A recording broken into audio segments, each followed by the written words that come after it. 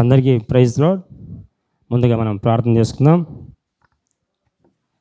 పరిశుద్ధ కృపగల తండ్రి, జీవంలో యేసయ్యా, నీ బంగారు పాలు నుంచి తండ్రి, కృపగల తండ్రి, దయగల దేవా, అవును తండ్రి, వివిఎస్ పరిశీలన తండ్రి, ప్రభువా నీ లేచిన చెప్తుందండి, నీ నోటిగా బుర్ర వాడుకుని పరిస్థితండి, కృపగల తండ్రి, దయగల దేవా, అవును తండ్రి, చిన్న బిడ్డల పరిచయం ప్రభువా, దేవునికర కష్టం చేసి పాటిస్తుంటే యేసుకృష్ణ అడుగుకుంటున్నా మా గొప్ప తండ్రి, ఆమేన్. ఈరోజు విబిఎస్ మొదటి రోజు కావున ఇప్పుడు లెసన్ పేరు ఏంటంటే రింగు. ఏమిటి? రింగు. రింగు లెసన్ పేరు. రింగు మరియు బంటు, వాళ్ళ తమ్ముడి పేరు బంటు. వాళ్ళ అమ్మగారు నాన్నగారు కలిసి మన ఇండియాలోని మహారాష్ట్రలోని చిన్న గ్రామంలో నివసిస్తూ ఉన్నారు. ఎక్కడ? మహారాష్ట్రలోని చిన్న గ్రామంలో నివసిస్తూ ఉన్నారు. వీరికి ఒక ఎద్దుల బండి ఉంటుంది. ఏముంటుంది? ఎద్దుల బండి. రింగు వల్ల ఏం చెప్తానంటే, మీరు వెళ్ళి ఎద్దుల బండి సిద్ధం చేయండి, మనము సంతకు వెళ్ళాలి. ఎక్కడికి వెళ్ళాలి? సంతకు వెళ్ళాలి. సంత ఆ రోజే చివరి రోజు కావున రింగు మరియు వాళ్ళ తమ్ముడు బంటు చాలా ఉత్సాహంగా ఉంటారు. ఎందుకంటే సంతకు వెళ్ళాలి కావున రింగు వాళ్ళ మాట చెప్పేసి సంతకు వెళ్ళడానికి సిద్ధంగా ఉంటారు. రింగు కనిపిస్తున్నాడా? ఇతనే రింగు. ఎద్దుల బండి సిద్ధం చేసి సంతకు బయలుదేరుతారు. సంతకి ఎద్దుల బండి మీద బయలుదేరుతున్నారు. ఈ సంతలో అదే ఆఖరి రోజు మరియు వీళ్ళకు ఒక ఆచారం ఉంటుంది. ఏ ఆచారం అంటే ఎద్దులు పూజించే పండగ. ఏం పండగ? ఎద్దులను పూజించే పండగ. ఆ ఎద్దులు పూజించే పండుగలో వీళ్ళ ఆచారం ఏంటంటే ఎద్దులు ఎలా పూజిస్తారు అని రింగు మరియు బంటు చాలా సంతోషంగా ఉంటారు. ఎలా ఎద్దులు పూజిస్తారు, ఎలా చేస్తారని సంతోషంగా ఉంటారు. ఇంటి దగ్గర నుంచి రింగు మరియు బంటు వాళ్ళ అమ్మగారు నాన్నగారు సంతకు బయలుదేరుతారు. బయలుదేరే క్రమంలో ఆ మార్గంలో ఫారెస్ట్ మొత్తం అడవి గుండా బయలుదేరుతారు. బయలుదేరే క్రమంలో ఏం చేస్తారంటే రింగుకు భయం వేస్తూ ఉంటుంది. ఎందుకంటే అది ఫారెస్ట్ కాబట్టి ఫారెస్ట్లో పులులు ఉంటాయేమో, సింహాలు ఉంటాయేమో. అవునా కదా? ఫారెస్ట్లో ఏముంటాయి? పులులు ఉంటాయి, సింహాలు ఉంటాయి, బేదాత్మలు దురాత్మలు ఉంటాయి, దరయాలు ఉంటాయి అని రింగు ఆలోచిస్తాడు. కానీ అది ఉదయకాలం అయినందున మరియు వారితో పాటు వాళ్ళ అమ్మగారు నాన్నగారు ఉన్నందున రింగుకు భయం అనిపించలేదు. హ్యాపీగా ఎదురుబండి తోలుకుంటూ ముందుకు సాగుతూ ఉన్నారు. సాగే క్రమంలో ఒకచోట రోడ్డు మార్గం రాగానే రింగు ఎద్దుల బండి ఆపేస్తారు. ఆపేసి ఎద్దుల బండి సైడ్ ఆపేసి అక్కడ ఒక మనిషిని కలుస్తారు. ఆ మనిషి పేరు ఏంటంటే గ్రహేబ్ సాహెబ్ గారు. ఆ గ్రహేబ్ సాహెబ్ గారి పని ఏంటంటే దేవుని గురించి మంచి మాటలు చెప్పడం. ఈయనే నిజమైన దేవుడు, ఈయన మన రక్షకుడు అని దేవుని గురించి సువార్త చెప్తూ ఉంటాడు. దేవుని నుంచి సువార్త చెప్తున్నాడు. స్వతంలో ఆ మాటలు రింగుకు చాలా మంచిగా అనిపిస్తాయి. ఈ మాటలు కొత్తగా ఉన్నాయి కదా అని రింగు మరియు బంటు ఆలోచిస్తూ ఉంటారు. ఆలోచించి సంత పెరిగే చోటికి వాళ్ళు వెళ్తూ ఉంటారు. వెళ్ళే క్రమంలో ఒక చోట రింగు ఏం చేస్తాడంటే ఎగిరి జంప్ చేస్తాడు. ఏం చేస్తాడు? ఎగిరి జంప్ చేయగానే రింగు కాలికి ముళ్ళు గుచ్చుకుంటుంది. కనిపిస్తుంది కదా? రింగు కాలికి ముళ్ళు దిగుద్ది.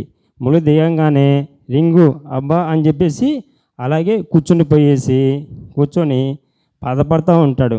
బాధపడేసి అలాగే రింగు కాల్లో దిగిన ముళ్ళని తీసుకొని వాళ్ళ అమ్మన్న చోటికి పరిగెడతా ఉంటాడు. పరిగెత్తే క్రమంలో మన సంతలో ఏముంటాయి చెప్పండి? సంతలో అనేక మంది ప్రజలు ఉంటారు, వస్తువులు ఉంటాయి, ప్రజలు ఉంటారు.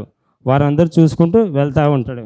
వెళ్ళే క్రమంలో ఒక అట్టిపండు షాపులో ఒక అట్టిపండు దొంగతనం చేస్తాడు. దొంగతనం చేయడం తప్ప కరెక్టా చెప్పండి? తప్పని తెలిసి కూడా రింగు ఒక అట్టిపండు దొంగతనం చేస్తాడు. దొంగతనం చేసి ఒక అట్టిపండు దొంగతనం చేశాం కదా, ఇది తప్పు అని తెలిసి కూడా రింగు అలాగే దొంగతనం చేసి అట్టిపండు తీసుకొని జోలు పెట్టేసుకొని వాళ్ళ అమ్మ చోటికి బయలుదేరుతాడు. బయలుదేరుతూ ఉంటే ఏమవుద్దంటే ఒకచోట గ్రహేబ్ సాహెబ్ గారు ఉంటారు కదా, గ్రహేబ్ సాహెబ్ గారు సువార్త చెప్తూ ఉంటాడు. ఈయనే మన నిజమైన దేవుడు, ఈయనే మన లోకరక్షకుడు, ఈయన నమ్ముకుంటే మనం పరలోక రాజ్యం పోతాం అని సువార్త చెప్తూ ఉంటాడు. ఎవరు? గ్రహేబ్ సాహెబ్ గారు. చెప్తా దేవుని పత్రికను రింగుకు చూపిస్తాడు. రింగు, మన దేవుని నమ్ముకోవాలి, ఈయనే మన లోకరక్షకుడు, ఈయన నమ్ముకుంటే భూతాత్మలు ఉండవు, దయ్యాలు ఉండవు, ఏముండవు, కావున మనము దేవుని నమ్ముకోవాలని చెప్పేసి రింగుకు మరియు పండుకు కరపతికి ఇస్తాడు. ఈ వాక్యం చదువుకోమని రింగుకి ఇస్తాడు. రింగు తీసుకొని తన తలపాగలో పెట్టుకొని వాళ్ళ అమ్మన్న చోటికి బయలుదేరుతూ ఉంటాడు.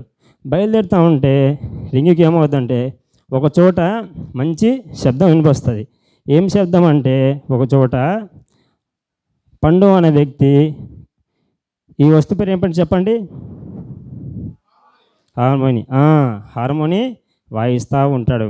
ఆ వాయిస్తూ ఉన్న వ్యక్తికి ఆయన చుట్టూ మనుషులు కూడి ఉంటారు. కూడి ఉండి ఆ హార్మోన్ మ్యూజిక్ వింటూ ఉండి ఈ వాయిస్ ఈ హార్మోన్ మ్యూజిక్ చాలా కొత్తగా ఉంది అని చెప్పేసి రింగు మరియు పండు చూస్తూ ఉంటారు.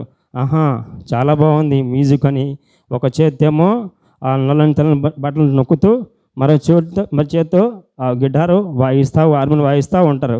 వాయిస్తూ ఉండేసి రింగు అలాగే ముందుకు సాగుతారు.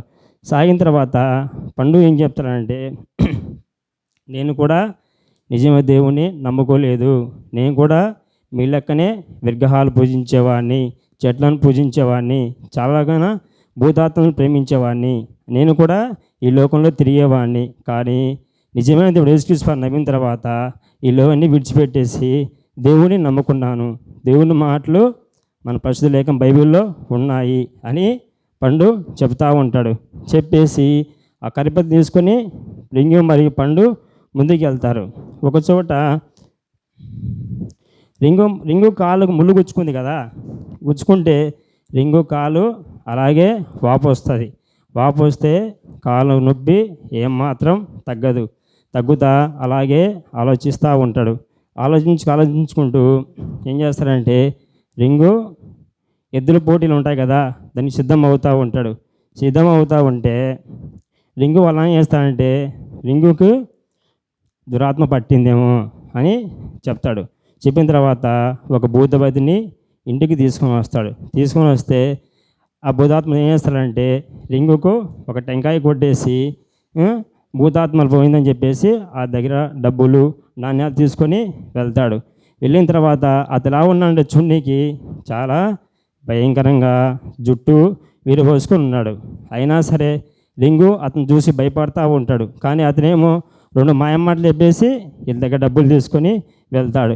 వెళ్ళిన తర్వాత రింగుకు ఏమాత్రం కాలు నొప్పి తగ్గదు, అలాగే ఉంటుంది.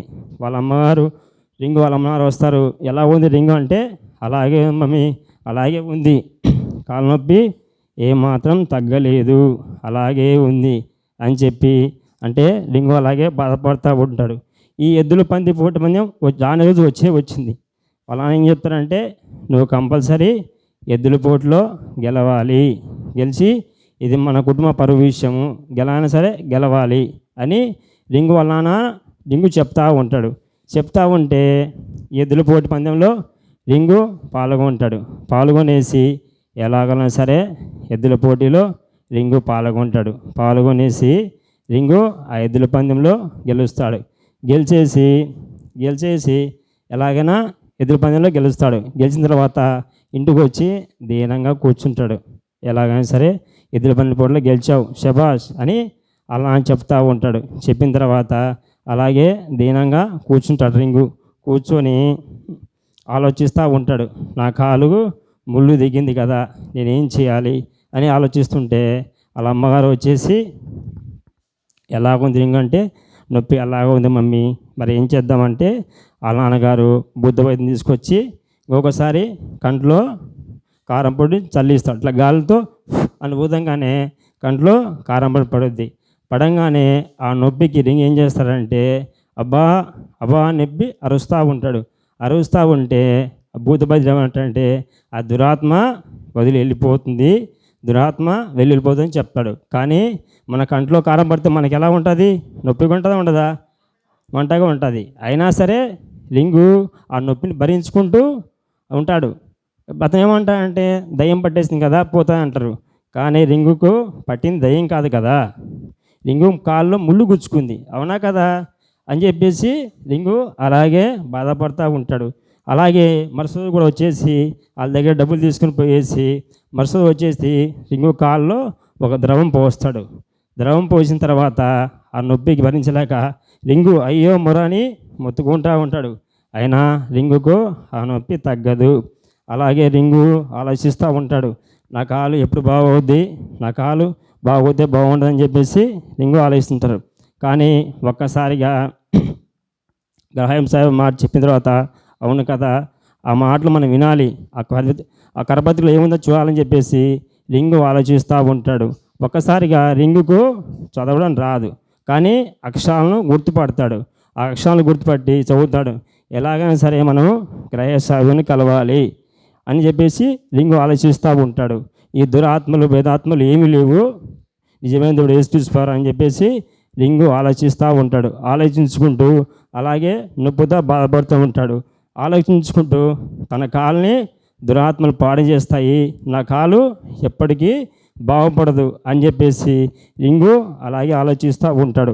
ఆలోచించుకుంటూ నేను ఈ కాలు నొప్పితో ఎలా స్కూల్కి వెళ్ళాలి, నా కాలు నొప్పి ఎలా బాగుపడుతుంది అని చెప్పేసి రింగు ఆలోచించుకుంటాడు. కానీ మనం తగిన నొప్పి తగ్గించే దేవుడు నిజమైన యేసుక్రీస్తు వారే అని రింగు ఆలోచించుకుంటా అలాగే కూర్చుకొని అలాగే ఉంటాడు. తర్వాత దీని కంటిన్యూ స్టోరీ రేపు చెప్దాం.